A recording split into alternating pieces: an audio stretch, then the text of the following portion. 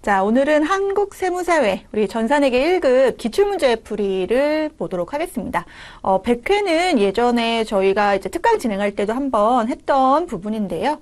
우리가 이제 기출문제를 풀이하면서 시험에 어떠한 그러한 자주 나오는 유형을 또 많이 파악을 할 수가 있겠고, 또 우리 방대한 부분의 어떠한 범위에 대해서 기출문제를 통해서 어떠한 정리를 할 수 있겠다 이해하시면 되겠습니다. 그래서 시험 전에는 우리가 기출문제 풀이를 많이 할수록 우리가 도움이 될 수 있겠습니다. 기출문제 파일은요, 여러분들 다 알고 계시죠? 근데 혹시나 싶어서 한 번 더 설명해드리면, 우리 한국세무사회 우리 국가공인 자격시험 우리 홈페이지 들어오셔서 알림마당의 자료실로 들어가십니다.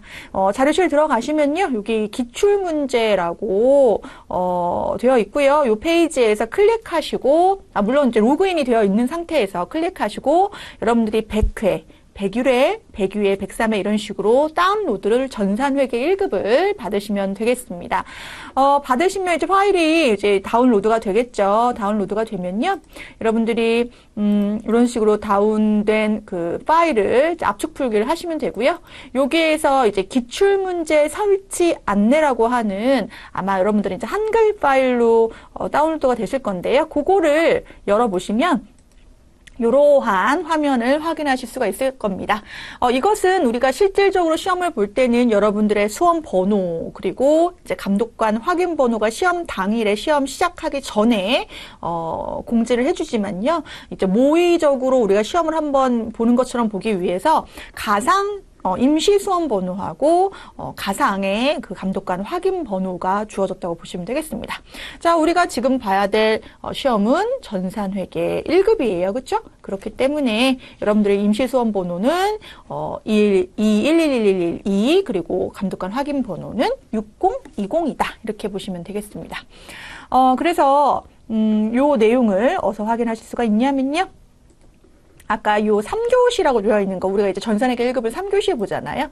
그거 들어가 보시면 요 주황색 텍스라고 하는, 그런 모양이 있습니다. 이걸 더블 클릭하시면 요렇게 화면이 뜹니다. 그래서 요 화면에서 아까 수험 번호가 뭐였나요? 211111 2였죠. 그리고 이름은 여러분들 성함 쓰시고, 설치 누르시고요. 자, 설치를 눌렀을 때 이제 감독관 확인 번호를 선택하기 전에 내가 풀어볼 문제 유형을 선택하시겠습니다. 그래서 A형이면 A형, B형이면 B형 선택하시고, 감독관 확인 번호는 아까 6020번이었습니다. 로그인 눌러보면 우리가 그동안에 공부했던 우리 화면과 동일한 우리 전산회계 1급 프로그램 화면이 뜨게 됩니다. 여러분들이 이제 USB를 이제 시험 보실 때는 부여받으실 거고요. 그거를 이제 꼽은 상태에서 이러한 데이터를 다운로드 받을 수가 있겠습니다. 실제 시험에서는요. 우리가 시험은 여러분들 우리 이론 15문제와 실무 70점 부분으로 구성되어 있는데요. 1시간 내에 보는 시험에서 시간 배분이 아무래도 중요합니다. 우리가 보통은 시험을 여유롭게 보게 된다는 것은 뭐 이렇게 또 입력 속도도 빠르고 그런 분들은 여유롭게 볼 수 있겠지만, 혹 그렇지 않다라고 한다면 시간을 잘 체크하시면서 시험을 보셔야겠는데요. 보통 이제 실무를 먼저 보고, 이론 부분은 우리가 한 적어도 20분 정도는 남겨놓고 풀이를 해보는 게 좋겠다, 이렇게 말씀을 드립니다. 그래서 100점 만점 시험에서 우리가 70점 이상을 합격을 목표로 이번 기출문제를 이제 하나하나 풀이해 보도록 하겠습니다. 그래서 먼저 여러분들이 자, 실무부터 한번 같이 공부를 해보도록 하겠습니다. 자, 이번 시간에 풀이할 거는 100회 전산회계 1급 실무를 먼저 풀이하고요. 실무 풀이하고 난 다음에는 이제 이론 문제 15문제도 같은 화면에서 공부해 보도록 하겠습니다. 자, 우리가 이제 많은 회사들에 관련한 이제 모의고사를 공부하게 되는데요. 항상 우리 회사가 뭐 하는 회사인지부터 시작합니다. 그럼 여러분들은 그때부터 뭐로 어떠한 역할이 되는 겁니까? 해당 기업의 회계, 경영관리 담당자로서 해당 거래 내역을 입력하고 결산해서 재무제표를 완성시키는 회계 담당자로서의 역할을 수행하시게 되겠습니다. 자, 우리가 이번에 이제 우리가 기록하게 될 회사는 세무사랑입니다. 부동산 임대업 및 전자제품의 제조도 하고 도소업 매업을 영위하는 중소기업입니다. 회계기간이 2021년으로 되어 있네요. 이것은 이제 100회 시험이기 때문에 그런 거니까요. 네, 감안하시고 보도록 하겠습니다. 자, 먼저 문제 1번은 항상 이제 기초정보관리 부분에서 나오는 문제죠. 자, 1번. 다음은 기초정보관리 및 전기분 재무제표와 관련된 자료이다. 각각의 요구사항에 답하시오라고 해서 10점의 배점이 주어졌습니다. 자, 1번부터 보도록 하겠습니다. 당사는 현재 사용하고 있는 창고의 일부를 1년간 임대하기로 하고, 자, 임차인으로부터 1년치 임대료를 현금으로 선수령하였다. 자, 부동산 임대업을 한다고 했잖아요. 조금 전에 우리 회사가. 따라서 창고의 일부를 1년간 임대하기로 하고 임대료를 미리 받았는데, 여기서는 우리가 해야 할 일이 어떤 것입니까? 계정 과목 및 적요 등록에 들어가서 우리가 이제 이러한 부동산 임대와 관련된 계정 과목을 등록하고 그 계정 과목의 거래 내용을 적요를 등록함으로써 거래 입력 시에 좀 쉽게 우리가 내용을 파악하고자 한다. 이렇게 이해하시면 되겠습니다. 그래서 1번 문제부터 천천히 한번 입력해 보도록 하겠습니다. 어디부터 들어가신다고요? 계정 과목 및 적요 등록 몇 번으로? 274번으로 등록하도록 하겠습니다. 자, 계정 과목 및 적요 등록 들어가셔서 자, 우리 조금 전에 274번으로 입력하기로 했습니다. 우리 그 문제풀이에 나와 있는 그 내용이 적요 등록 번호가 274번이었습니다. 자, 사용자 설정 계정 과목 선수 임대료라고 기록하겠습니다. 선수 임대료는 단기분이 아닌 차기분을 미리 받은 거죠. 자, 성격은 일반으로 선택하시고요. 자, 그 다음에 대체 적요는 무엇입니까? 선수 임대료와 관련된 현금 거래 이외의 거래, 현금 거래와 관련된 적요는 여기다 입력할 거고요. 현금 거래 이외의 적요라는 뜻은 해당 거래 요약이란 뜻이었습니다. 자, 그래서 대체 적요는 뭐라고 입력합니까? 기간 미경과 임대료 계상. 이렇게 입력을 하면 되겠습니다. 그래서 여러분들 문제와 관련해서 입력한 내용을 다시 한번 체크해 봤더니 274번의 선수 임대료 성격은 일반으로 해서 대체 적요 1번에다가 기록했다. 요것이 이제 문제 1번이었습니다. 자, 그러면 이제 문제 2번으로 돌아가 볼까요? 자, 문제 2번입니다. 자, 신한은행에서 통장을 신규 개설하였다. 이번에는 우리 어디 가서 입력하면 되냐면요. 예, 거래처 등록의 메뉴에서 입력하겠습니다. 자, 코드 번호 나와 있는 거 꼭 지켜주셔야 되겠고요. 계좌번호, 유형, 그리고 은행 지점까지, 개설일까지 각각 다 모두 입력하도록 하겠습니다. 자, 거래처 등록 한번 가보도록 하겠습니다. 자, 기초정보관리에서의 거래처 등록. 자, 조금 전에 화면을 종료시키고요. 자, 다시 원래 화면으로 가서 거래처 등록으로 갑니다.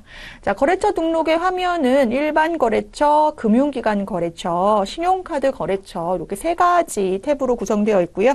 우리는 지금 은행을 기록할 거기 때문에 금융기관 거래처로 들어가시겠습니다. 자, 98004 무슨 은행입니까? 신한은행. 자, 우리 정기 적금 유형이었고요. 자, 계좌번호 여기서 직접 입력하겠습니다. 413-920-769-077.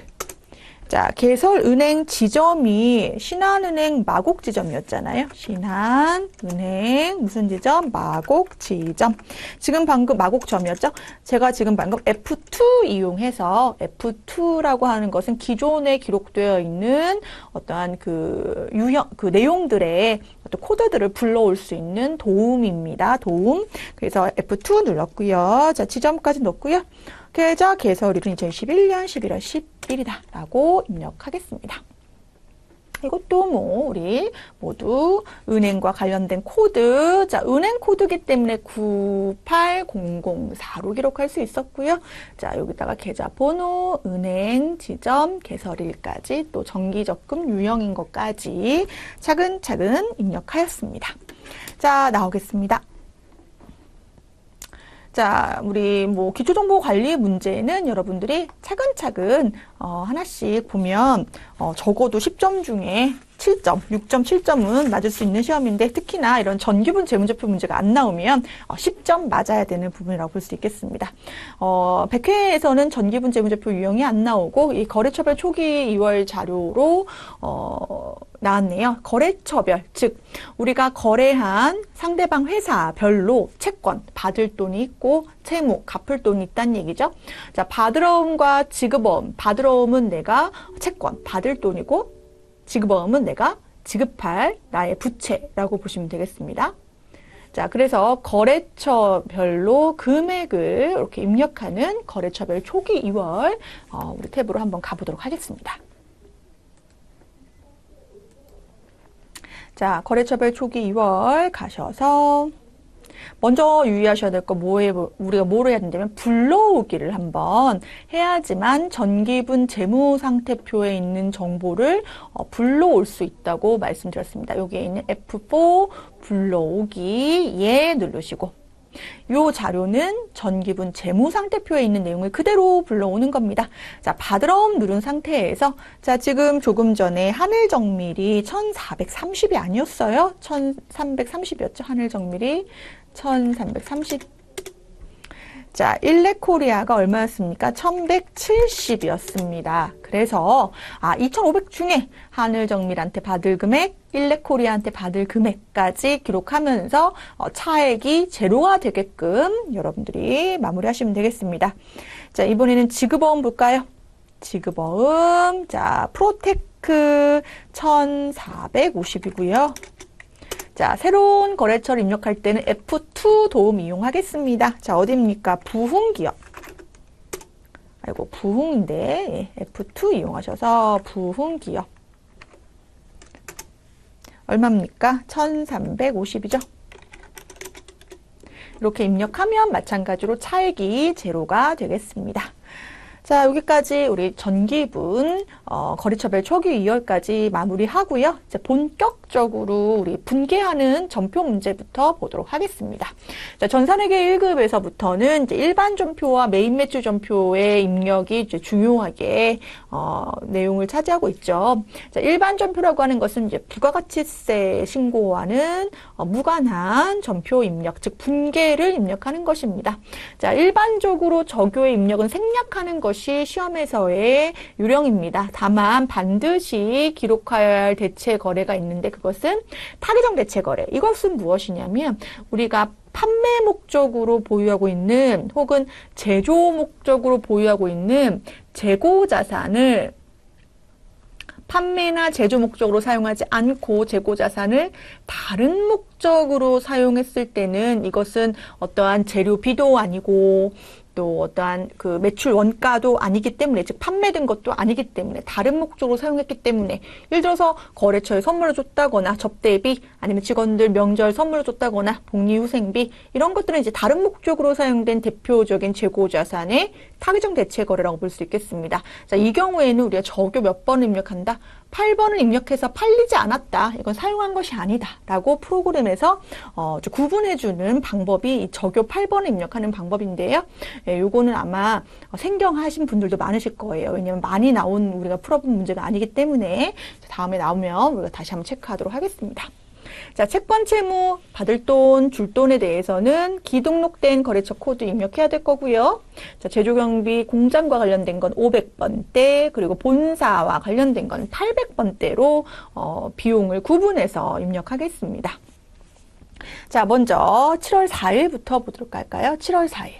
자, 공장 생산직 직원의 공장 뭐 이런 표현 나와요. 그러면 이건 500번대, 800번대의 비용 구분이 필요한 문제일 수 있겠다. 자, 업무 능력 향상을 위한 외부 강사 초빙 교육에 따른 교육 훈련비. 교육 훈련비가 바로 이제 공장에서 발생한 500번대 교육 훈련비가 되겠습니다.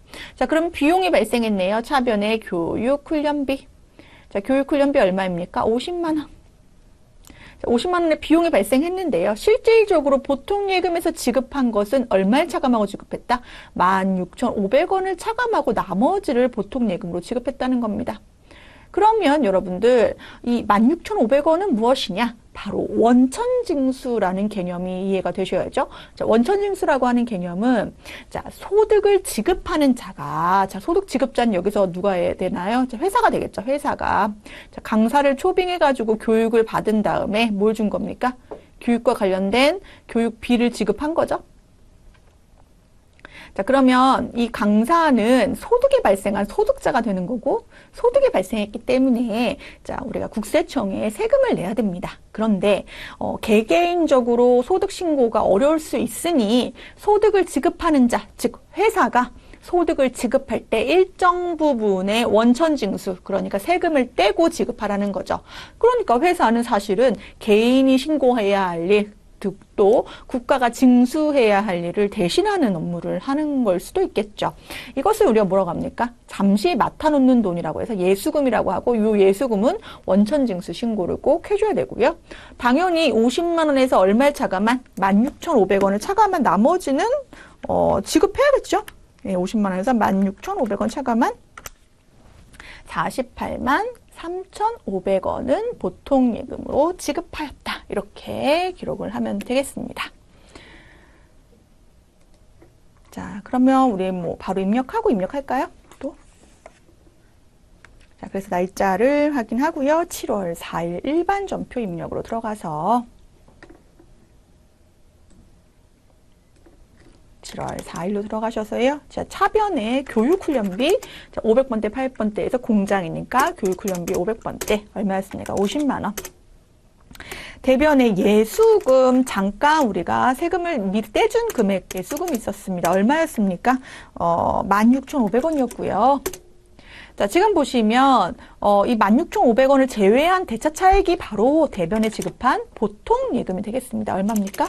48만 3,500원 지급하였다라고 되면 되겠고요.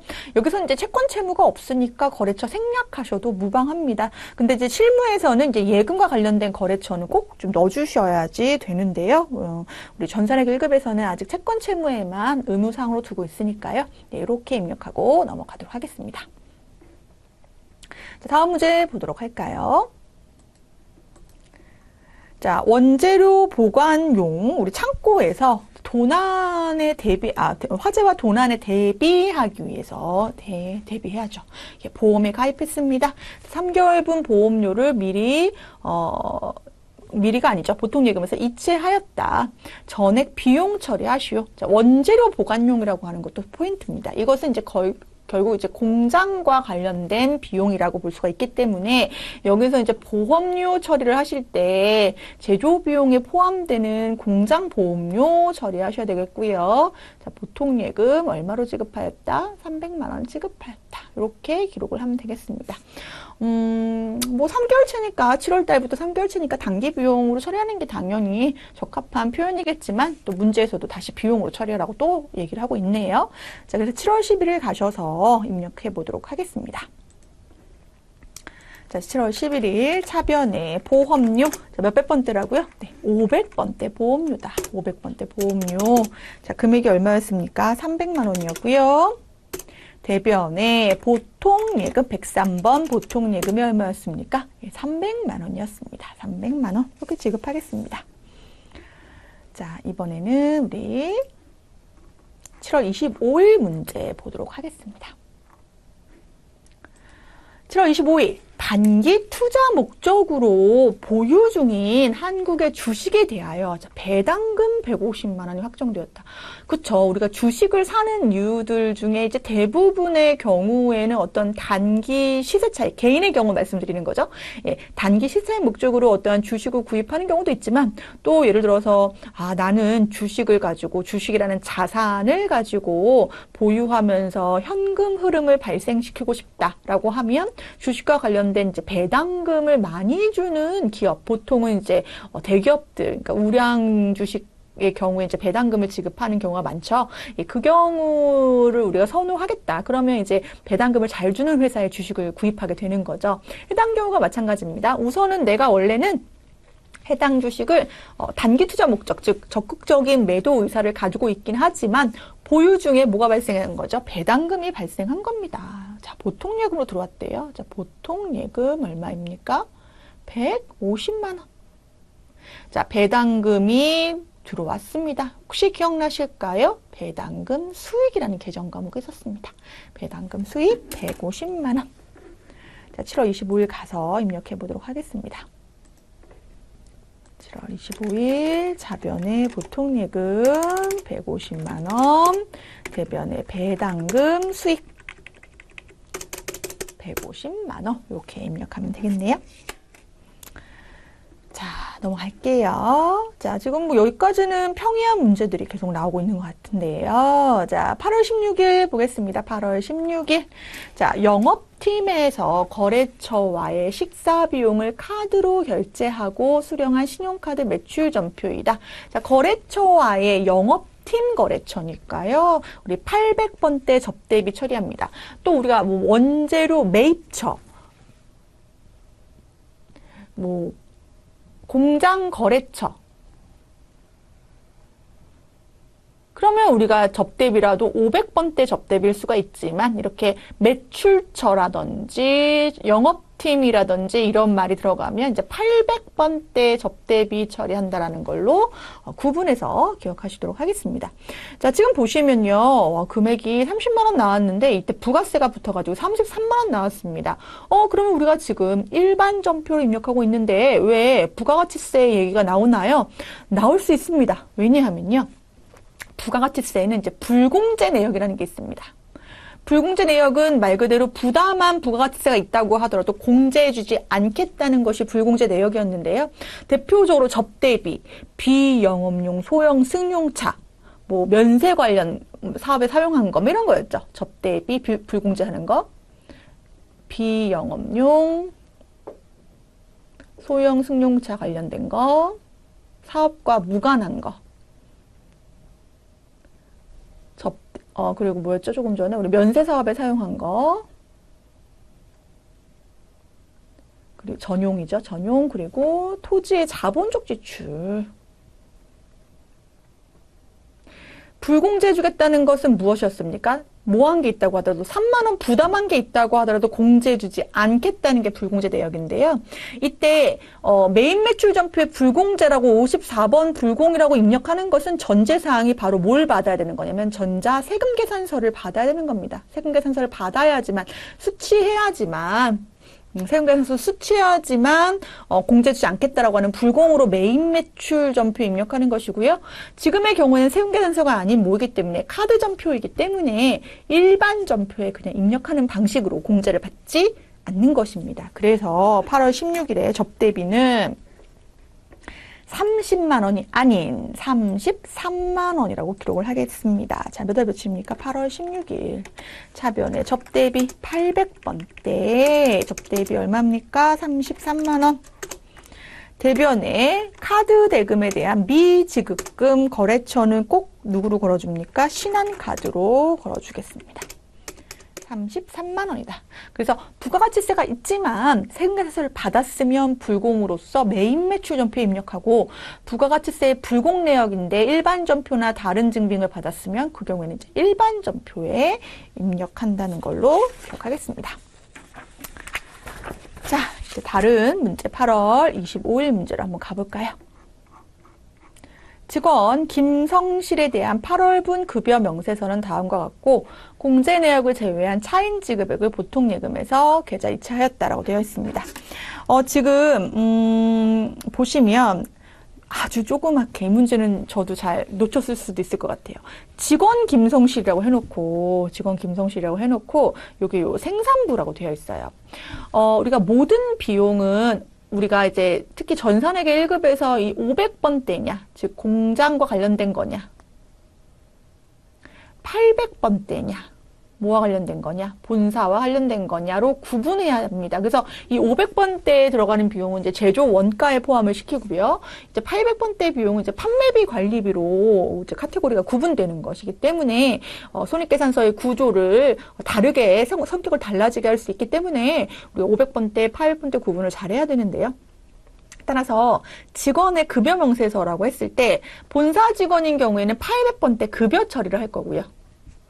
500번대 공장 직원일 경우는 임금이라고 하는 계정 과목을 사용하게 됩니다. 그래서 생산부라고 되어 있기 때문에 우리가 임금 처리를 하게 되고요. 자, 소득을 지급하는데 김성실 씨의 소득이 발생한 거고, 김성실 씨가 부담해야 될 소득세 및 4대 보험료가 있다는 거죠. 그래서 공제를 모두 하고 나머지를 준 겁니다. 그래서, 자, 임금을 전체를 얼마 주는 건데, 자, 190을 주는데, 이렇게 되는 거죠. 190을 주는데, 이 중에 실제로 지급한 것은 보통 예금에서 지급한 얼마이다? 172만 5천, 요 금액인 거죠. 요 금액. 172만 5,750원이고요. 그러면 나머지는 왜 안 줬냐? 이것은 회사가 가지고 있다가 국세청에 원천징수 신고도 해주고 4대 보험 신고도 해준다라는 겁니다. 얼마에 대해서는 17만 4,250원에 대해서는 이렇게 구분을 하겠습니다. 요 구분은 우리 조금 전에 봤던 교육훈련비의 원천징수의 논리하고 동일합니다. 그러니까 회사가 소득을 지급할 때 우리 회사에 근무하지 않는, 그러니까 상근직이 아닌 강사한테 지급한 건 교육훈련비 처리하는 거고, 계속 근무하는 직원에 대해서는 임금 처리하면서 혹은 급여 처리하면서 소득자가 내야 될 소득세 및 4대 보험료를 예수금 처리하는 거, 이게 구조나 어떤 논리는 동일한 문제라고 볼 수가 있겠습니다.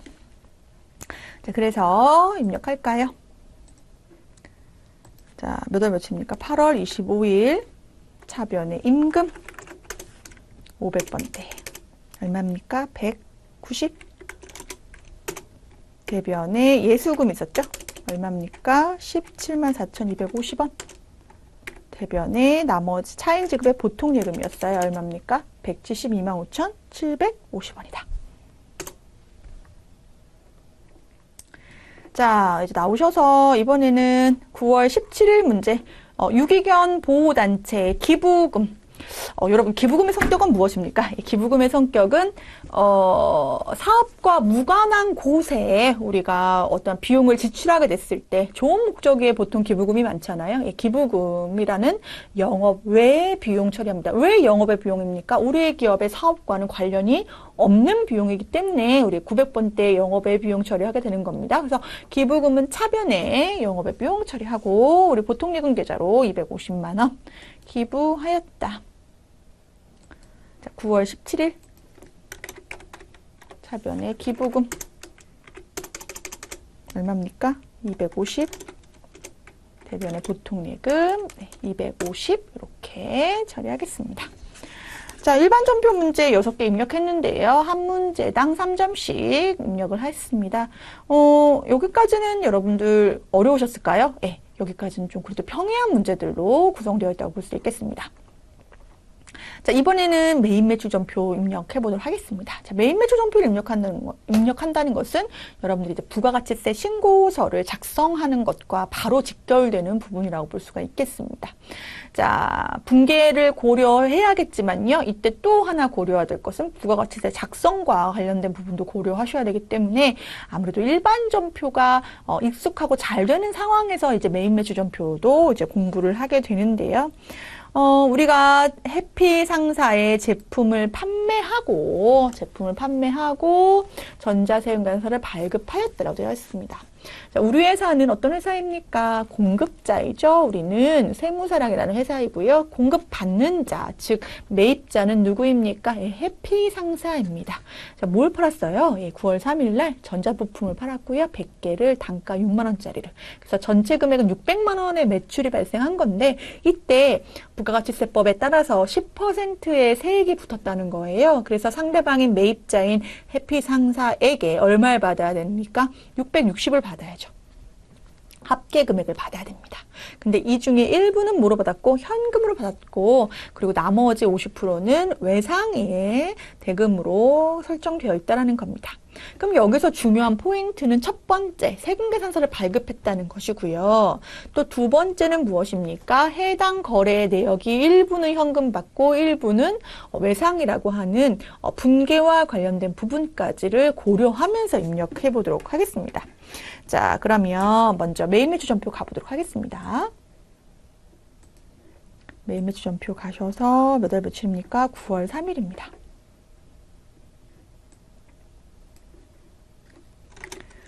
자, 지금 매출했는데요. 매출 시에 매출했어요. 매출 시에 유형이 무엇인지 한번 파악을 해보실까요? 뭡니까? 바로 11번 과세 유형입니다. 11번을 선택하는 것은 우리가 뭘 발행했기 때문입니다. 세금계산서를 발행했기 때문입니다. 자, 품목은 전자부품이고요. 자, 금액이 얼마입니까? 우리가 뭐 수량 쓸까요? 수량 100개에 단가 얼마? 6만 원. 그러면 자동으로 600만 원, 60만 원 기록이 되고요. 거래처는 해피 상사였습니다. 자, 전자생산서를 발행했다고 했기 때문에 얘를 여부에서 여라고 기입을 해주실 거고요. 분계는 이제 혼합으로 가야겠죠. 왜냐면 전체 외상도 아니고 전체 현금 거래도 아니기 때문입니다. 자, 그래서 해피 상사에 대해서 자, 대변은 지금 자동으로 내용이 자동으로 내용이 잠깐만요. 제가 화면을 줄이려다가 나와버렸네요. 날짜 다시 들어가 볼게요. 9월 3일. 네, 요거 대변으로 자동으로 들어가 있고요. 우리 이제 차변만 입력하면 되겠습니다. 그래서 차변 3번 넣으시고, 자, 1부는 현금이니까 현금, 여러분들 현금 이렇게 넣으시면 돼요. 그쵸? 현금 101번. 자, 얼마입니까? 330만 원 현금 받았고, 차변의 나머지는 외상 매출금이다. 라고 기록을 하시면 되겠습니다. 자, 여기서 여러분들이 자, 세금계산서와 관련된 메인 매출점표에서 입력 시에 요 과세 유형을 선택한 것이 어떠한 영향을 미친다고요, 여러분? 부가가치세 신고서를 작성을 할 수 있다고 말씀드렸습니다. 해당 날짜가 9월입니다. 9월은 과세기간 1기와 2기 중에 어디에 해당하는 겁니까? 1기의 예정기고 신고기간이 과세기간이 1월부터 3월, 4월부터 6월이 1기 확정이었습니다. 그리고 7월부터 9월이 2기 예정이고요. 그리고 10월부터 12월이 2기 확정이었잖아요. 그러면 해당 문제는 9월달 문제이기 때문에 2기 예정에 해당하는 부가가치세 신고서 작성과 관련이 있다. 이렇게 보실 수가 있겠습니다. 그래서 한번 들어가 볼게요. 여러분들 시험 문제에서는 지금 들어가는 건 없는데요. 여러분들 이해도를 좀 높이기 위해서 여기 보시면 부가가치세 신고서에서 몇 월부터 몇 월 가봤다고요? 7월부터 9월 가셔서 보시면 요게 여러분들 부가가치세 신고서 작성하는 거예요. 그렇죠? 조회를 전체 화면을 볼 수 없을까요? 여기서는 그럼 내용만 볼게요. 자, 보시면 여기 그 생계에서 발급분이라고 되어 있는 거 보이세요? 우리가 몇 번을 코드를 입력했기 때문에 여러분들이 아까 유형에서 11번 과세를 입력했기 때문에 내용이 여기에 기입이 되는 겁니다. 이제 여러분들이 메인 매출점표를 입력할 수 있다는 것은 뭐랑 연결되는 거예요? 부가가치세 신고서 작성과 연결되는 것이고요. 방금 점표가 11번 유형으로 입력했기 때문에 여러분들이 세금계산서 발급분에 해당 금액이 들어간다라고 이해를 하시면 되겠습니다. 그리고 부가가치세 조회 기간은 아까 얘기한 대로 3개월 단위로 이렇게 조회 기간을 기입을 하시면 되겠습니다. 자, 저장하시고 나오셔도 되고요. 어차피 자동 반영되는 거기 때문에. 네.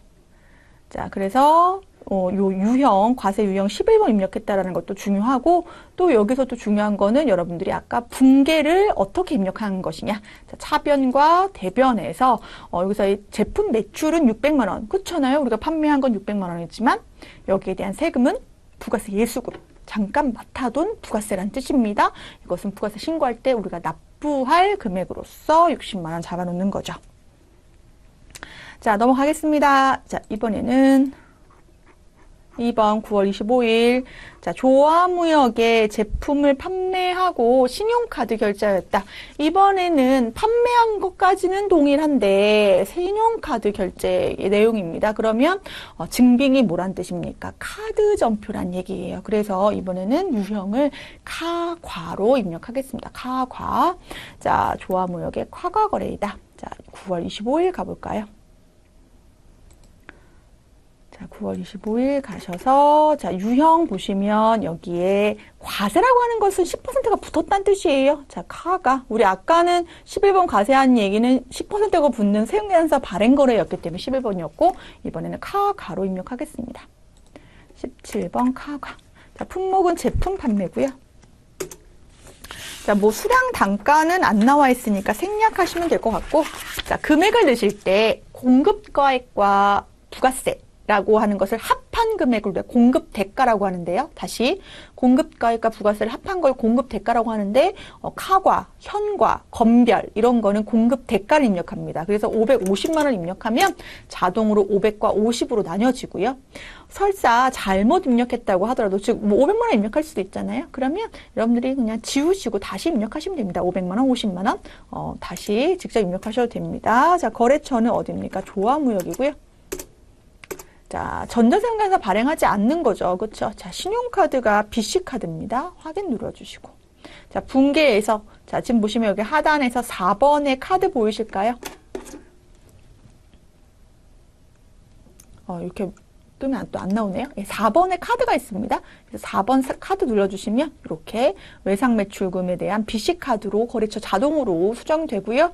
제품 매출 500만 원, 부가세 수금 50만 원 이렇게 분계가 기록되겠습니다. 자, 매일 매출 전표도 여러분들이 그 유형을 하나하나 파악하면서 입력하시면 충분히 금방 하실 수가 있겠습니다. 자, 10월 15일입니다. 자, 공장의 시설 보호 목적으로 CCTV를 완료하고 에스콤으로부터 전자생산서를 이번에는 발급받았습니다. 발급했냐, 받았냐 중요하죠. 발급했다는 것은 공급자가 우리 회사인 거고 발급받았다는 것은 공급받는 자가 우리 회사라는 얘기이기 때문에 완전히 달라지는 겁니다. 자, 대금 총액은 550만 원 부가세 포함된 공급대가 얘기하는 거고요. 당일에 50만 원 현금 지급하였고 나머지는 이제 할부로 매달 주기로 하였다. 자, 설비장치 계정 과목을 사용하라고 되어 있습니다. 그러면 CCTV 설치를 설비장치로 처리하라는 겁니다. 예, 고정자산 등록은 생략하도록 하겠습니다. 그러면 10월 15일 가셔서 자, 이번에는 매입거래고요. 매입거래에서 뭘 수취하였기 때문에 세금계산서를 수취한 부가가치세에 공제 가능한 세금계산서이기 때문에 51번 과세로 입력할 거고요. 우리가 설치 장비로 입력하라고 했으니까 그냥 여기서 설비장비, 설비장치네요. 설비장치. CCTV죠. 자, 금액은 500만 원. 입력하면 50만 원 자동으로 기입되고요. 거래처는 어디입니까? 에스콤. 전자 수취했고요. 그리고 대금에 대해서 우리가 혼합으로 가야죠. 왜냐하면 일부는 또 일부는 현금, 나머지는 뭐 또 외상 이렇게 돼 있었잖아요. 자, 지금 보시면 설비 장치라는 계정 과목으로 수정하겠습니다. 설비로 수정하고요. 대변에 현금 지급한 게 얼마입니까? 50만 원이고요. 나머지는 이제 할부로 지급하기로 했으니까 자, 외상거래이지만 우리 설비장치와 관련된 부분이기 때문에 미지급금 500만 원 이렇게 처리하겠습니다. 자, 그래서 이번에는 매입과 관련된 과세 보셨고요. 자, 10월 20일 볼까요? 10월 20일. 자, 대만에서 원재료를 1,000만 원에 수입하고 수입 전자세금계산서를 인천세관청으로 발급받았다. 부가가치세액을 직접 현금 납부하였다. 부가가치세액에 대한 회계 처리할 것 이렇게 되어 있네요. 자, 무슨 얘기입니까? 세무사랑이 필요한 원재료가 있었던 거예요. 그래서 누구한테 수입을 했냐면 대만에 있는 기업한테, 회사한테 수입을 했는데 얼마치를? 1,000만 원어치를요. 그런데 대만 기업한테 1,000만 원에 대한 부가세를 주지는 않아요. 왜냐하면 외국 기업이잖아요. 외국 기업이 그 부가가치세를 우리나라에 와서 신고해주지 않죠. 우리가 부가가치세는 소비하는 나라에서 과세하겠다고 했습니다. 즉 소비지국 과세 원칙을 구현하기 위해서 수출하는 경우에는 0%의 영세율을 적용하고 수입하는 나라에서 과세하기로 했는데요. 따라서 수입하는 입장이 누구입니까? 세무사랑이잖아요. 그 부가가치세와 관련된 걸 누구에게 주겠다? 인천세관에게 주겠다는 겁니다. 그래서 이 경우에 수입의 경우에 세금계산서 발행은 대만 기업이 하는 것이 아니라 누가 하는 거다? 세관에서 하는 거다라는 거고요. 당연히 1,000만 원과 관련된 그 분계 거래 내역은 대만 기업과의 거래 내역이고요. 여기서는 부가가치세인 얼마에 대해서만 100만 원에 대해서만 회계 처리하도록 하겠습니다. 자, 10월 20일로 가셔서요. 자, 지금 유형 보시면 여기에 55번에 수입이라는 게 있습니다. 그래서 수입을 입력하실 거고요. 자, 품목은 원재료였죠. 자, 공급가액은 그대로 입력합니다. 1,000만 원. 이거 입력하면 어떻게 되는 거 아니에요? 아니에요. 이거는 그냥 부가세 계산하기 위한 과세 표준이라고 보시면 되겠습니다. 자, 공급처명은 여기서는 세관을 입력하게 됩니다. 인천세관. 전자이고요. 자, 분계에서 지금 뭐로 지급했다고 되어 있습니까? 즉시 현금 납부했다고 되어 있기 때문에 1번 현금으로 처리하면요. 수입과 관련된 전표에서는 부가세 대급금, 내가 부담한 부가가치세에 대해서만 장부에 기록이 되게 되는 거라고 보시면 되겠습니다. 자, 이번에는 5번 볼까요? 11월 30일. 자, 주식회사 리스로부터 영업직 직원들이 사용할 목적의 업무용 승용차를 리스하였다. 우리 리스라고 하는 것이 여러 가지, 우리가 많이 볼 수가 있는데요.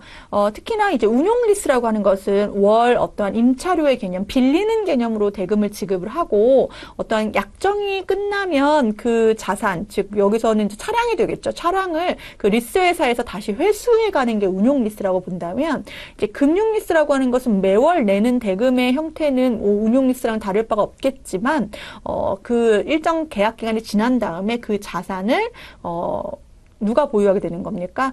그냥 사용하던 사람이 보유하게 되는 것이 이제 금융 리스라고 보면 되겠습니다. 자, 이번엔 이제 운용 리스 문제인데요. 자, 리스 계약일에 대해서 이제 5년 약정을 했고 월 리스료가 지금 80만 원이다. 자, 1회차 임차료에 대해서 자, 여기서 중요한 포인트. 메인 매출 전표에서의 포인트는 바로 뭐라고 말씀드렸냐면 증빙이라고 말씀드렸는데요. 계산서가 발행되었다라고 되어 있습니다. 여러분, 세금 계산서가 아닌 계산서는 무슨 거래에서 발행되는 겁니까? 면세거래, 면세 품목 거래에서 발행되는 거고요. 발행되는 것이고요. 대금은 2월 초 다음 달에 지급하기로 했다는 얘기입니다. 자, 그런데 왜 업무용 승용차 리스한 게 불공이 아니고 왜 면세일까요? 그것은 이 업무용 승용차 리스하는 회사가 무슨 캐피탈 이러한 이제 금융업체이기 때문에 금융기업 금융과 관련된 부분을 면세 로 이제 구분한다라고 배웠습니다. 그래서 너무 복잡하면 그냥 그런 거 생각하지 마시고 이 증빙이 무엇인지부터 체크하도록 하겠습니다. 그래서 계산서는 우리가 무슨 거래이다? 면세 거래이다라고 보고 우리가 입력하도록 하겠습니다. 자, 11월 30일.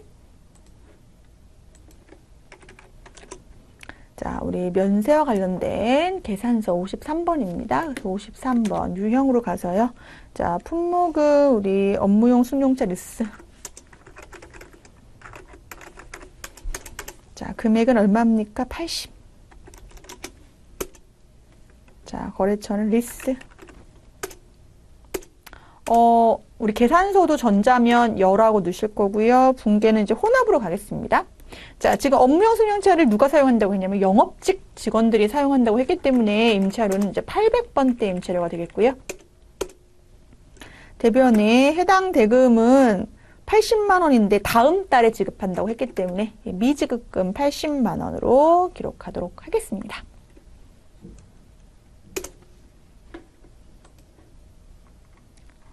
자, 12월 12일 보도록 할까요? 자, 해외 거래처인 베스트 인터내셔널에 제품 1000개를 직수출하고 라고 되어 있습니다. 자, 직수출이라고 하는 것은 어떠한 내국 거래가 없는 상태에서 바로 다이렉트로 해외 기업과의 거래를 맺는 것을 직수출이라고 하죠. 자, 직수출은 그러면 선적일 기준으로 우리가 매출을 잡는 것이 보통의 경우라고 본다면 수익 인식 기준에서 자, 기준 환율의 개념이 중요하다고 배웠습니다. 자, 기준 환율은 1달러당 지금 얼마입니까? 선적일에 1,300원이라고 되어 있는데요. 그러면 1,300원 곱하기 지금 1,000개인데 한 개당 200달러잖아요. 그럼 20만 달러를 곱한 금액이 바로 뭐가 됩니까? 우리의 수익, 매출액이 되겠네요. 그래서 이 금액을 기록을 하면 얼마입니까? 2억 6천만 원. 요거를 기록하게 되겠습니다. 그래서 12월 12일로 가겠습니다. 12월 12일. 자, 유형은 매출에서의 무슨 유형입니까? 수출 유형입니다. 직수출은 수출이고요. 간접 수출. 그러니까 우리는 직접 수출하기가 너무 뭐 직원들이 이렇게 많지도 않고 그래서 힘들다. 그래서 무역 회사를 전문적으로 하는 곳을 통해서 수출하겠다. 그러면 국내에서 어떠한 거래가 한번 발생한 상태에서 누구를 통해서 국내 회사를 통해서 수출한다고 하면 그 경우에는 영세율 생산사 발행 대상이 되겠죠. 그래서 영세로 들어가야 되는데 해당 경우에는 지금 수출, 직수출이라고 보시면 되겠습니다. 자, 16번 수출로 갔고요. 자, 제품. 자, 공급가액이 얼마입니까? 2억 6천이었죠? 거래처는 베스트 인터내셔널. 자, 영세율 구분에서 우리 직수출이었기 때문에요. 직수출과 관련된 코드로 넣어주시고요. 우리가 그 직접 수출의 경우에는 부가가치세 때 이제 그 부속 서류에 수출 실적 명세서 이런 걸 같이 제출하게 되어 있죠. 자, 수출 신고 번호는 생략하도록 하겠습니다. 네. 자, 분계는 우리 뭐였나요? 외상거래였죠? 2번 눌러주면 되겠습니다. 2번. 자, 부가가치세 부속 서류와 관련된 내용은 여러분들이 또 전산세무 2급에서 이제 공부를 하게 됩니다. 자, 이번에 4번은 우리 전표 수정하는 문제 이제 두 문제 나오죠? 예, 8월 19일 문제 볼까요? 8월 19일 영업부서에서 소모품 비용으로 처리했는데 55만 원을 삼성카드로 이를 뭐로 했대요? 영업부서 건데, 즉 800번대 건데 뭐로 했다는 거예요? 500번대로 했다는 거예요. 몇 월 며칠 날? 8월 19일 날. 자, 부가가치세 포함된 거래 삼성카드니까 우리 뭐로 보시면 되겠습니까? 메인 매출 전표에서의 수정으로 보시면 되겠습니다. 자, 8월 19일 가보도록 할까요? 메인 매출 전표.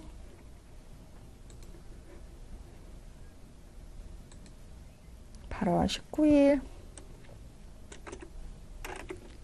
보시면 여기 나와 있네요. 네.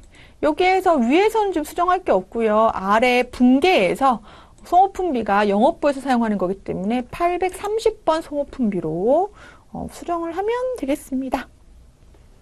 네, 넘어가도록 할까요? 자, 이번엔 11월 19일 볼까요? 11월 19일. 네, 11월 19일 보시면 보셨고, 19일 보셔야죠. 자, 한성공업에 대한 외상매출금 2,500만 원을 전액 현금으로 회수한 것으로 일반 전표에 입력되었으나, 요건 이제 기존에 잘못된 전표란 얘기죠. 1,500만 원은 동사 발행 약속 어음으로 받고 잔액만 현금 회수했다. 그러니까 다 현금으로 받은 게 아니다. 1,000만 원만 현금 받았고 나머지가 1,000만 원이니까요. 나머지 1,500은 어음으로 받았다는 거예요. 그래서 금액 및 계정 과목을 좀 수정을 11월 19일 날 가셔서 하셔야겠습니다. 11월 19일 일반 전표. 메인 매출 전표 나오고요. 일반 전표 몇 월입니까? 11월 19일 가셔서 입금 전표 되어 있네요. 그럼 이거를 외상매출금을 대변으로 바꾸고요. 대변에서 회수한 거니까 차변에 받은 게 있다. 얼마? 1,500 받았다는 거죠. 그리고 나머지는 뭐 받았다? 현금으로 수취했다. 얼마에 대해서는 1,000만 원에 대해서는 이렇게 수정하겠습니다. 그래서 외상매출금 입금 전표를 대변의 대체 전표로 수정하면서 차변에는 받으러문과 현금의 금액을 각각 1,500, 1,000만 원으로 수정하는 문제 보셨습니다. 자, 여기까지 해서 우리 이제 메인 매출 전표 마무리할 거고요. 결산 정리사항, 우리가 결산 수정사항 문제 지금 3문제 나와 있네요. 네, 하나씩 보도록 할까요? 자, 결산은 결국 이제 발생주의 회계로 재무제표를 작성하기 위해서 우리가 거르는 작업들이 필요합니다. 결산 수정 분계 보도록 하겠습니다. 자, 결산일 현재 영업부 건물에 대하여 우진화재에 지급한 화재보험료의 상세 내역이다. 자, 모두 보험료 지급액은 판매비 관리비로 처리하였으며 보험료는 월화에 계산한다라고 되어 있는데요. 자, 지금 보험 기간이 단기 회계기간 몇 월 며칠부터 7월 1일부터 다음 년도 몇 월 며칠이에요? 6월 일인데, 자, 지금 보험료가 지금 비용 처리돼 있대요. 즉, 7월 1일 날 지급할 때 보험료 600만 원에 대해서 차변에 죄송해요. 차변에 무슨 처리했다는 거예요? 보험료 처리했다는 거예요. 얼마? 600. 뭐 현금이나 보통예금으로 줬겠죠. 600 처리했다는 거예요. 그런데 회계에서는 네가 줬다고 하더라도 단기 보험료가 아니다. 왜냐하면 몇 개월치가 좀 속해져 있다. 6개월치가 속해져 있다는 거예요. 그래서 6개월치는 보험료를 취소하라는 거죠. 그래서 보험료를 취소해야 됩니다. 그래서 대변에 보험료 얼마가 오면서 300이 오면서 이것은 단기 비용이 아닌 차기 비용이다. 선급 비용 처리하겠습니다. 선급 비용은 자산 처리하는 거죠. 300만 원. 이러한 분기를 어디로 가서 입력합니까? 12월 31일 일반 전표에 가서 입력합니다. 12월 31일 일반 전표 가셔서 차변의 선급 비용 얼마입니까? 300. 대변의 보험료, 판매비 관리비 보험료라고 했으니까요. 여러분들이 800번대로 하셔야지 분계가 정확하게 입력되는 거라고 볼 수 있겠습니다. 자, 그 다음 문제 볼까요? 자, 12월 1일 장부상 현금보다 실제 보유액이 3만 원 많은 걸 확인하여서 회계에서 우리가 지금 현금가 부족 처리하였다. 근데 현금가 부족의 원인을 기말까지 파악할 수 없다. 자, 지금 보시면 12월 1일 날 장부보다 실제가 더 많았대요. 그래서 현금을 차변에 기록하고 대변에 현금가 부족 처리했겠죠. 그럼 대변에 현금가 부족이라고 하는 건 임시계정이에요. 임시계정은 재무제표에 반영되면 안 되죠. 왜냐하면 재무제표는 어떠한 좀 신뢰성 있는 정보로서 목적 적합한 정보로서 이해관계자들이 보고 어떠한 의사결정, 나의 어떠한 판단에 정보로서 활용하려면 임시계정이 있으면 안 되는 거예요. 그래서 12월 1일 전표 한번 확인해보고 12월 31일 날 바로 입력하겠습니다. 12월 1일 가보시면 이렇게 현금가 부족이라고 하는 계정 과목이 처리되어 있는데요. 이 현금가 부족 대변에 있는 것을 장부에서 지우기 위해서 차변으로 31일 날 대체 분개해 주겠습니다. 그래서 차변에 현금 과부족 얼마입니까? 우리 아까 3만 원. 대변에 이게 뭐라 그러냐? 자비익 처리라는 거죠. 자비익. 현금가 부족 잔액이 차변에 있으면 잡손실, 대변에 있으면 자비익 이렇게 처리하겠습니다.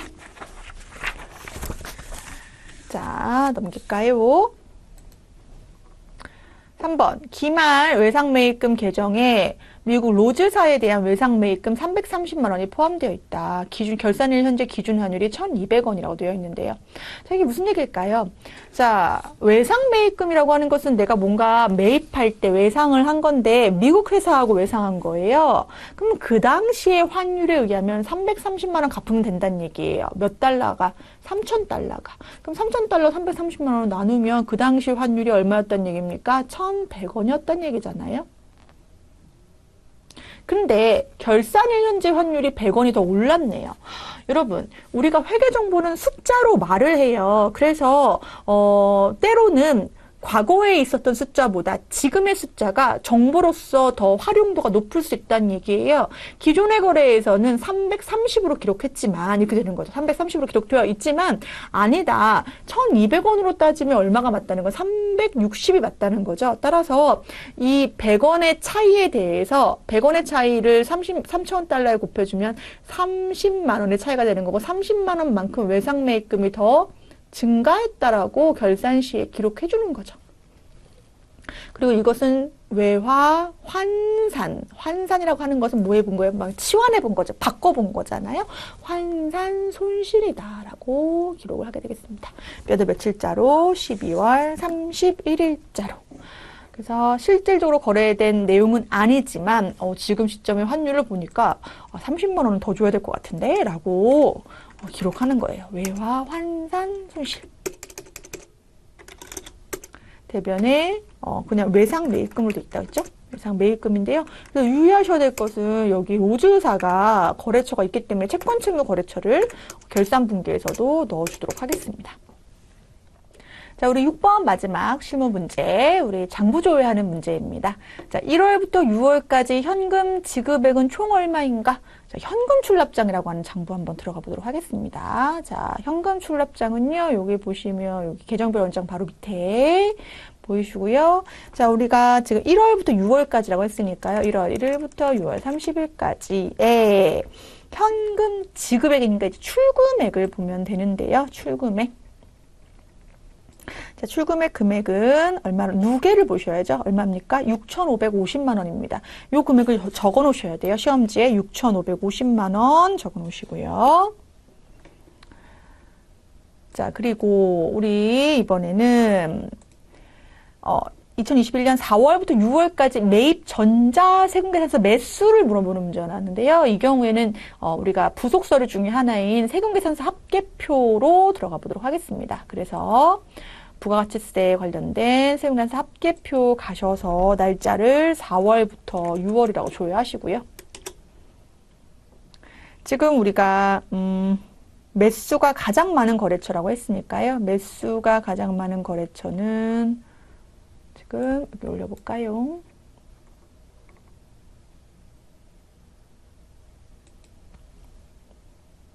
(4월부터) (6월)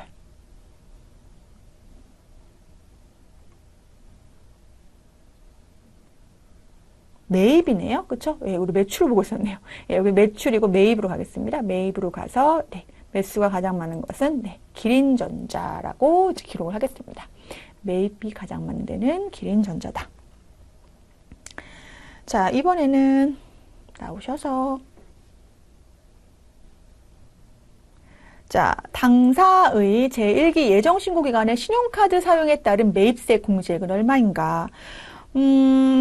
이거는 여러분들이 여러 부가세 신고서를 가셔도 되는데요. 사실 여기 매입매출장이라고 하는 좀 유용한 장부가 있습니다. 여기 보시면 매입매출장이라고 하는 유용한 장부가 있는데요. 지금 당사의 1기 예정 신고 기간이라고 했잖아요. 그럼 1기 예정이니까 1월 1일부터 3월 31일이고요. 우리가 궁금한 건 지금 매입이 궁금한 거잖아요. 그쵸? 매입 중에서 또 뭐가 궁금한 거냐면 신용카드 사용. 그러니까 57번 과과가 궁금하다고 볼 수가 있겠습니다. 그러면 얘만 보면 여러분들 우리가 매입세 공제액을 물어보는 거니까 누계액으로 봐야 되죠. 누계액 얼마? 36만 원으로 우리가 볼 수가 있겠고요. 36만 원을 볼 수가 있겠고, 자, 요 1월부터 3월에 대한 부가세 신고서로 한번 가보면 1월 1일부터 3월 31일 가셔서 보시면 자, 지금 우리 1기 예정신고기간에 부가가치 신고서 들어왔고요. 자, 지금 여기서 매입세액에서 보시면 그 밖의 공제 매입세액이라 보실까요? 이걸 눌러볼까요? 보시면 여기 14번 문제에 보면 신용카드로 매입한 금액에 대해서 36만 원의 세액이 공제 가능하다라고 부가세 신고서에서도 확인할 수가 있겠습니다. 자, 그래서 여기까지 해서 우리 실무 부분은 이제 100회 마무리할 수 있겠고요. 자, 실무하고 나서는 이제 시간을 확인하셨을 때 20분 이상이 남아야 되는데 실무를 하다가도 만약에 너무 어려운 문제 매몰돼서 시간을 놓치시면 안 되니까 꼭 이론 문제 풀이할 시간을 남겨두시고 우리가 이제 문제 풀이를 하도록 하겠습니다. 자, 그래서 이론 문제 바로 이어서 보도록 하겠습니다. 자, 100회 이론 문제 같이 보도록 하겠습니다. 자, 1번부터 볼게요. 자, 우리가 이제 문항당 2점씩이기 때문에, 이거, 뭐, 그렇게 부담 없네라고 할 수도 있지만, 의외로 이 이론 문제 때문에 우리가, 당락을 좌우하는 경우가 있기 때문에, 우리 좀 한 문제 한 문제 소중하게 보도록 하겠습니다. 자, 다음 중 재무제표를 통해 제공되는 정보에 대한 설명으로 틀린 것은? 이라고 되어 있습니다. 1번, 재무제표는 추정에 의한 측정치를 포함하지 않는다? 이게 사실 여러분들이 딱 접하기에 좀 어렵다라는 개념으로 이해하실 수도 있겠어요. 어려운 느낌이 날 수도 있겠어요. 근데 우리 생각해보면, 우리가 감가상각을 할 때도, 또 대손금 추정할 때도, 퇴직급여 추정할 때도, 퇴직급여 충당금 설정할 때죠. 이때도 약간 추정의 개념이 들어갑니다. 내용연수도 추정해야 되죠. 잔존가치도 추정해야 되죠. 대손 추정률도 있죠. 그렇기 때문에 추정에 의한 측정치를 포함합니다. 네. 바로 답이 나왔네요. 1번이죠. 자, 재무제표는 특정 기업 실체에 대한 정보를 제공하고요. 화폐 단위로 측정한 정보를 주로 제공하는 거 맞죠? 하지만 산업이나 경제 전반에 관한 정보를 제공하지는 않습니다. 2번. 다음의 회계 처리로 인하여 재무제표에 미치는 영향. 재무제표에 미치는 영향. 이런 문제가 나오면요. 결국은 계정을 어떻게 구분하냐가 굉장히 중요한데요. 여러분 계정에는 뭐가 있습니까? 재무상태표 계정인 자산, 부채, 자본도 있고요.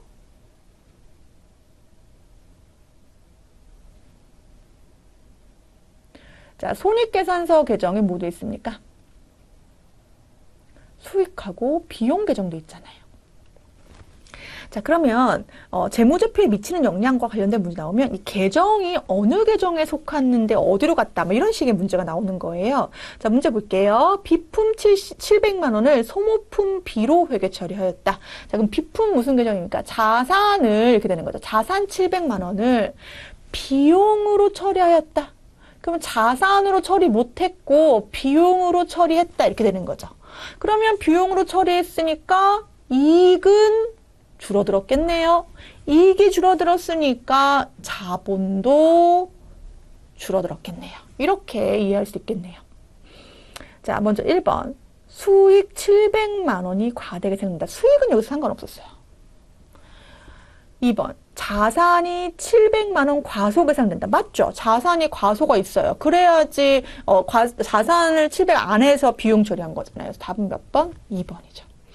비용이 과소가 아니죠. 과대가 됐죠. 과대가 됐고 이익은 줄어들죠. 비용의 과대 때문에 줄어들었다. 그래서 답은 몇 번입니까? 네, 2번입니다.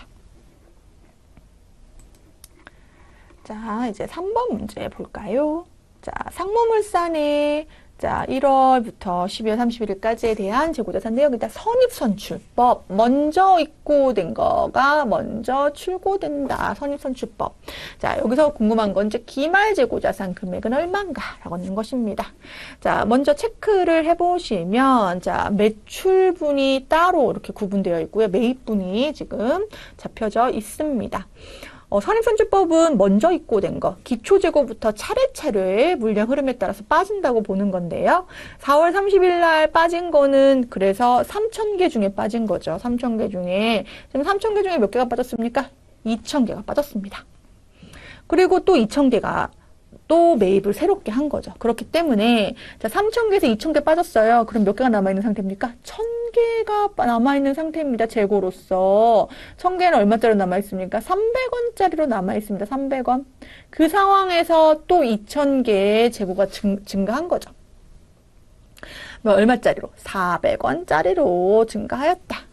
그러면 지금 재고의 종류가 300원짜리 1,000개, 400원짜리 2,000개 이렇게 3,000개가 있는 거죠. 이 중에 500개는 당연히 먼저 있었던 1,000개에서 빠지는 거니까 지금 남아있는 기말 재고는 500개는 얼마짜리로 남아있고 300원짜리로 남아있고 또 얼마 나머지 2,000개는 그대로 남아있네요. 얼마짜리가? 400원짜리가.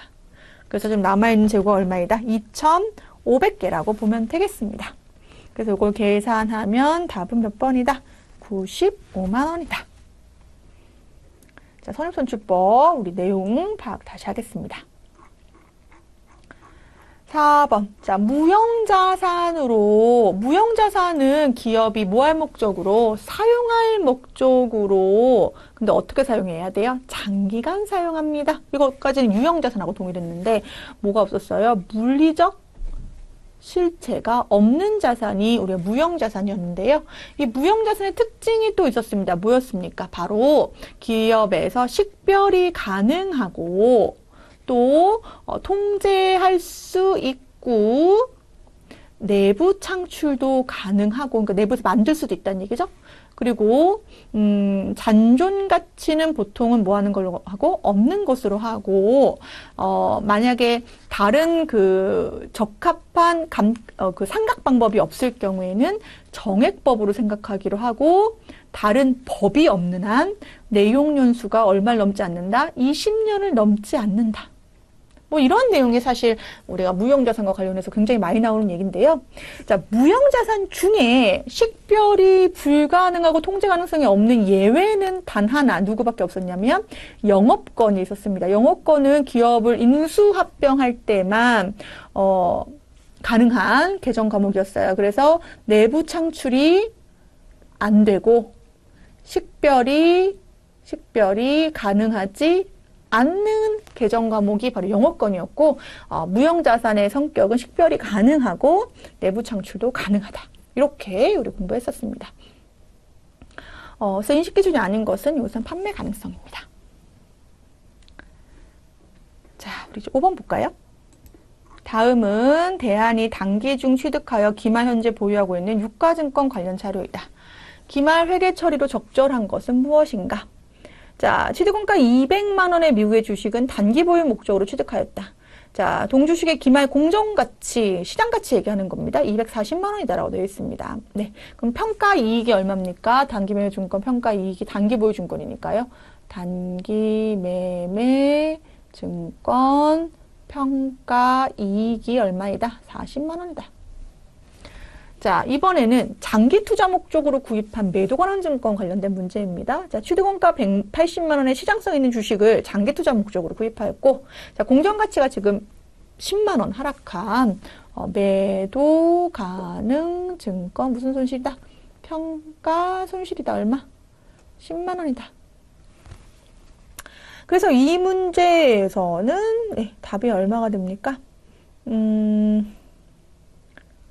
매도하는 증권이니까 답은 4번이죠. 4번이고요. 여기서 또 중요한 것은 이 단기 매매 증권 평가이익 40만 원은 단기 순이익에 반영되는 거지만 이 매도하는 증권 평가 손실은 미실현 손익으로서 자본 계정인 기타 포괄 손익 누계 계정이다 라는 것까지 기억을 하시면 되겠습니다. 자, 6번 볼까요?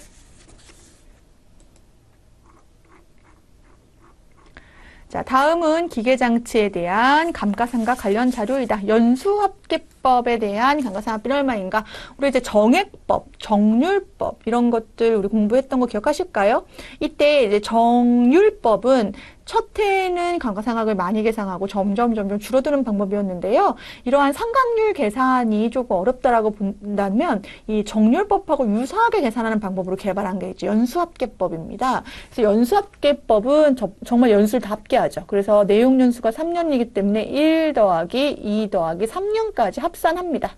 그리고 취득원가 6천만 원에다가 잔존가치 얼마를 차감합니까? 취득원가의 10%니까 600만 원을 차감한 감가상각 대상금액, 그러니까 취득원가 마이너스 잔존가치에다가 첫 해에는 몇 년? 3년이 남아있다. 그래서 3년을 곱해주는 것이 바로 연수합계법 방법이고요. 두 번째 연도 문제는 지금 안 나왔지만 만약에 두 번째 문제 나온다고 한다면 1 더하기 2 더하기 3, 6천에서 600 차감하는 것까지 동일하고 두 번째 연도는 2년 남았으니까 2년 곱해주는 겁니다. 나머지는 1년. 이런 식으로 점점 금액이 뭐 하게 됩니까? 하락하게 되는 것이 바로 연수합계법이 되겠습니다. 그래서 요거 우리 첫째 연도니까 요걸로 계산하면 되겠죠? 그래서 답은 4번입니다. 자, 이번에는 7번. 다음 중 유형자산에 대한 특징이 아닌 것은? 자, 물리적 형태가 있는 자산 봤죠? 판매를 목적으로 취득한 건 아니에요. 판매를 목적으로 취득한 것은 상품이나 제품과 같은 재고 자산이고요. 자, 비화폐성 자산이라고 하는 것은 화폐의 변동성이 없는 자산이라는 뜻이에요. 자, 그리고 여러 회계 기간에 걸쳐서 경제적 효익을 제공하는 자산을 말한다. 8번. 자, 다음의 자료를 이용하여 매출원가를 구하시오. 이것은 여러분들 이제부터 원가회계와 관련된 문제가 나오고 있는 거네요. 자, 매출원가. 매출원가 무엇입니까, 여러분? 매출액에서 매출원가 차감해서 매출총액 구하는 거잖아요. 즉, 판매된 원가가 얼마냐? 자, 그러면 이제 상품과 관련된 부분으로 기록을 해보도록 하겠습니다. 상품. 자, 원래 있던 기초가 있고, 단기에 매입한 게 있는데, 단기 매입은 단기 순매입액이라고 했습니다. 기초가 얼마입니까? 500만 원이고요. 단기 순매입액은 원래 매입했다가 매입 운임비는 뭐 해줘요? 더해줘야 되죠. 더해줘야 되고, 매입 할인이 있으면 뭐 해줘야 돼요? 차감해줘야 되죠. 얘는 더해주고, 운임은 더해주고, 매입 할인 차감해줘서요. 순 매입액이 210만 원이 되겠습니다. 210. 그러면 얼마에다가? 710만 원에서 자, 기말에 팔리지 않은 게 얼마나 남아있다는 거니까 200이 남아있다는 거니까 그러면 팔린 매출 원가는 얼마라는 뜻입니까? 512 매출 원가란 얘기죠. 710이 돼야 되니까요. 그래서 답은 몇 번? 예, 3번 되겠습니다. 3번. 9번. 다음 중 보조분 원가의 배분 방법에 대한 설명으로 옳지 않은 것은? 자, 상호배분법은 말 그대로 보조분 용역수수를 완전히 고려하는 2차 방정식 방법이었어요. 그래서 가장 정확성이 높은 거. 직접배분법은 배분 순위를 고려하지 않은 단순한 방법이었고요.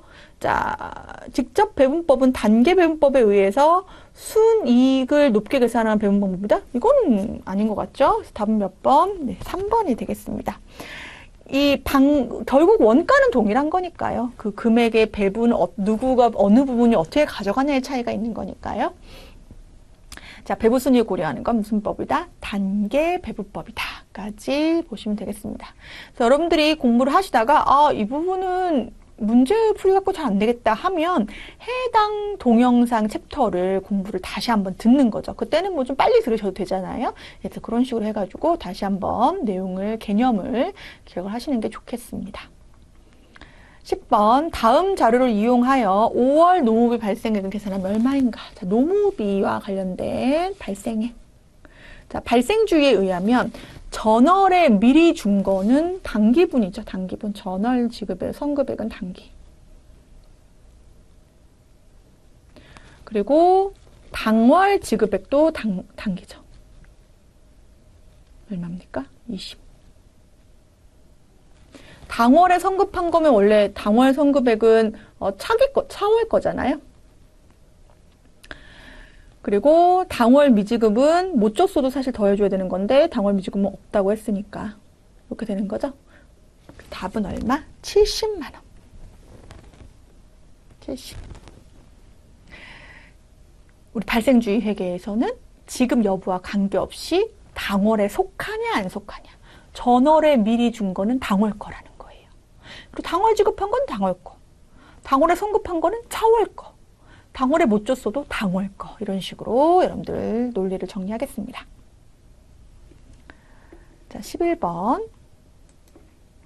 개별원가 계산, 우리 중문식 생산 방식에 적합한 개별원가 계산, 종합원가 계산, 대량 생산에 적합한 종합원가 계산에 대한 설명으로 옳은 거.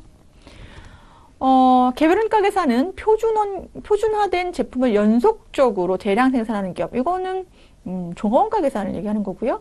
종합원가 계산은 직접 재료비와 직접 노무비에 실제로 발생한 원가를 각 제품별로 대응시킨다. 직접 재료비와 직접 노무비. 그러니까 말 그대로 해당 원가가 누구한테 발생했는지가 명확한 건 개별원가 계산 얘기를 하는 거죠. 답은 3번인 것 같죠? 개별원가 계산은 종합원가 계산에 비해 각 제품별 원가, 개별 생산하는 거에 대한 계산을 하는 거니까요. 정확한 원가 계산이 가능하다. 답은 3번입니다. 자, 12번 보겠습니다. 직접 재료 원가, 직접 노무 원가는 실제 원가로, 제조간접 원가는 예정 배분율로 계산하는 방법인 정상 개별 원가 계산에 대해서 제조간접비를 예정 배분한다고 되어 있습니다. 자, 우리가 A, B, C 각각의 제품을 주문 생산한다고 했을 때 각각에 들어가는 직접 재료비가 얼마인지, 직접 노무비가 얼마인지는 추적이 가능하다는 겁니다. 그래서 요거 각각의 제품별로 계산하는 게 어렵지가 않은데 문제는 이 공통적으로 발생하는 뭐에 대해서 제조 간접비에 대해서 뭐 하는 문제? 배부하는 문제가 있다는 겁니다. 그러면 이 제조 간접비를 정확하게 알기 위해서는 A, B, C가 모두 다 생산돼야 되는데 그때까지 기다리지 말고 우리 추정해서 예정 배부하자는 겁니다. 그래서 제조 간접비도 예산을 정하고 우리가 전체 어떠한 그 조업도에 대해서도 추정하는 금액, 예정 조업도를 계산해야 되고요. 예정 조업도에다가 실제 배부할 때 배부 기준은 실제 배부율로 실제 그 조업도 기준으로 배부를 하게 되는 거죠. 그래서 예정 조업도 분의 예정 예산이죠. 제조 간접비 예산. 이렇게 되면 이게 바로 뭐가 되나요? 예정 배부율이 되죠. 예정 배부율. 예정 배부율에다가 실제 주업도를 곱한다. 그래서 답은 몇 번? 네, 4번 되겠습니다. 자, 우리 이번에는 13번. 부가가치세법 문제 나왔습니다. 다음 중 부가가치세법상 영세율에 대한 설명으로 틀린 거. 영세율은 수출하는 우리 과세사업자를 위한 0%가 적용되는 소비지구 과세원칙을 구현하기 위한 제도입니다. 영세율 제도에서는 또 환급도 조기환급 대상이 될 수 있다고 했어요. 그래서 완전 면세 제도이고요. 답은 1번이죠. 그리고 영세율에서도 우리가 세금계산서를 발급하는 경우가 있어요. 그게 바로 뭡니까? 우리 구매승인서나 내국신용장을 통해 발행되는 영세율 세금계산서가 있었죠. 간접 수출하는 경우에.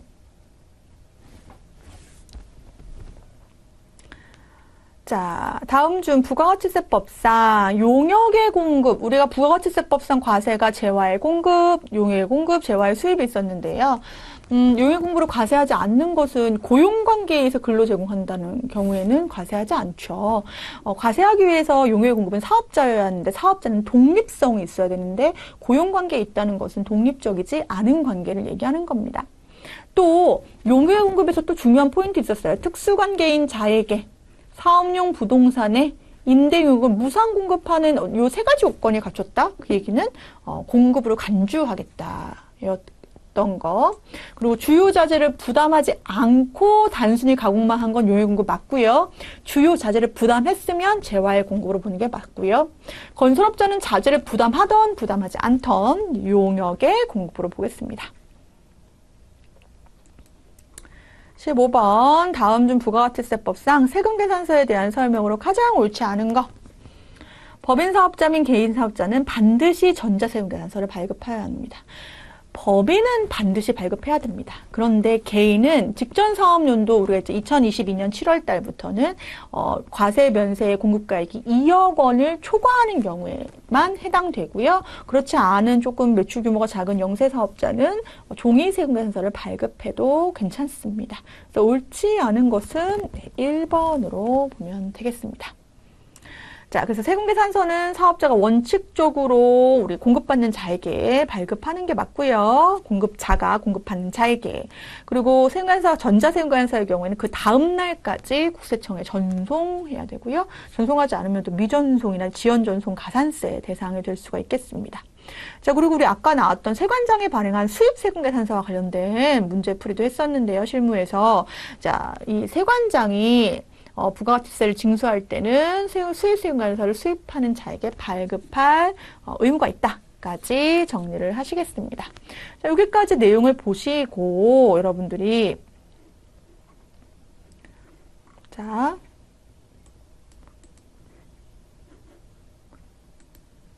요 내용이 이론 문제에서 작성이 돼야 되고요. 아까 실무에서도 금액이랑 넣는 게 있었잖아요. 우리 아까 장부 조회했던 문제에 적어두시라고 했는데 거기에서 금액을 얼마 입력하시면 돼요? 6,550만 원. 그리고 거래처명 우리 아까 기린전자. 자, 그리고 우리 얼마 아까 36만 원 이렇게 입력하셔야 되죠. 그리고 이론 답안은 여러분들이 뭐 이렇게 넣으셔야 되죠. 1, 2, 4, 4, 3 이런 식으로. 그리고 USB에 뭐까지 저장까지 하시고 제출하고 나오시면 되겠죠. 자, 그래서 제출까지. 그래서 답안 작성하는 방법까지는 여러분들 시험 보기 전에 이런 기출문제 유형으로 파악을 하시는 게 아마 시험 가셔서 도움이 좀 되실 거예요. 자, 여기까지 해서 이제 100회 실무 시험 먼저 봤고요. 그 다음에 이론까지 설명했습니다. 자, 100회 문제 여기서 마무리하겠습니다. 수고하셨습니다.